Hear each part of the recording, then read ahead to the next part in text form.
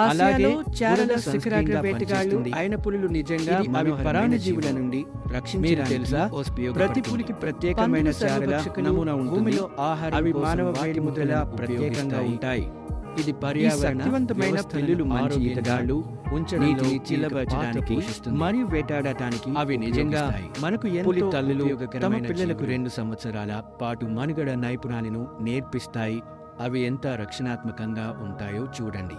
వాటి ఆకట్టుకునే పరిమాణం మరియు బలం ఉన్నప్పటికీ పులులు దొంగతనంగా వేటగాళ్లు అనుమానించని జంతువులను ఆకస్మికంగా దాడి చేయడానికి మభ్యపెట్టడం మరియు సహనంపై ఆధారపడతాయి.